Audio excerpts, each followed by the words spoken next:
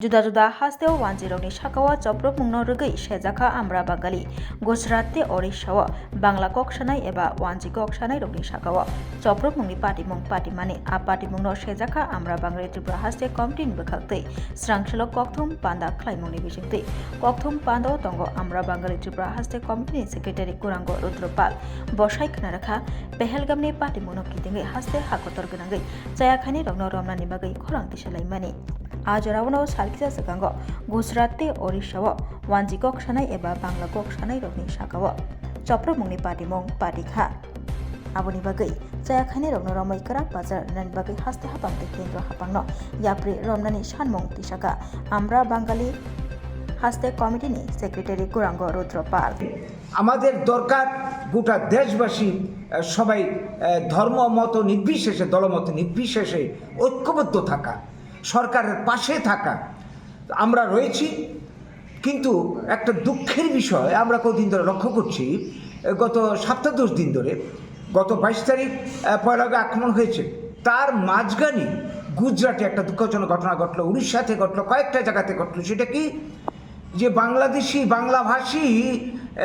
যাদের মাতৃভাষা বাংলা তাদের উপর আক্রমণ এই মুহূর্তে যেখানে আমাদের মধ্যে সংহতি দরকার সবাই সমস্ত ভারতবর্ষীর মধ্যে কি বলবো একটা বোঝাপড়া দরকার এই মুহূর্তে বাংলাদেশি পরিচয় বাংলা ভাষা বলে এই অপরাধে তাদের বাড়িঘর দোকানপাট গুজরাটে প্রায় 1000 ফ্যামিলির উপর আক্রমণ হয়েছে ডজার দিয়ে গুড়িয়ে দেওয়া হয়েছে উড়িষ্যাতে পরিযায়ী শ্রমিক বাঙালিদের উপর আক্রমণ হয়েছে বিভিন্ন রাজ্যে পরপর আক্রমণ হয়ে চলেছে এগুলি কেন এখন তো দরকার আমাদের মধ্যে একতা ঐক্য দেশকে রক্ষা করা আমরা মনে করি আজকে যে দেশের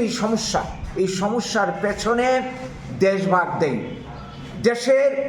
কি বলবো ক্ষমতায় বসার জন্যে তৎকালীন নেতৃবৃন্দ যারা উদ্গ্রীব ছিল সেই সিপিএম কংগ্রেস থেকে শুরু করি এই অপরিণামদর্শী সিদ্ধান্ত যাদের কূট চক্রান্তে আজকে দেশভাগ হয়েছে এবং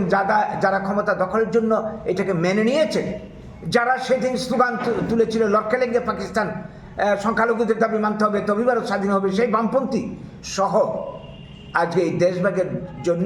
দেশভাগ হয়েছে এবং দেশভাগের জন্য আজকে ভারতের যত সমস্যা আমাদের বাঙালিদের সমস্যা এবং এই যে পরপর ওইদিকে বাংলাদেশ রয়েছে এদিকে ওইদিকে রয়েছে পাকিস্তান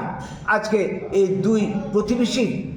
কারণে আমাদের দেশের শান্তি সংহতি এখন প্রশ্নচিহ্নের মুখে এসে দাঁড়িয়েছে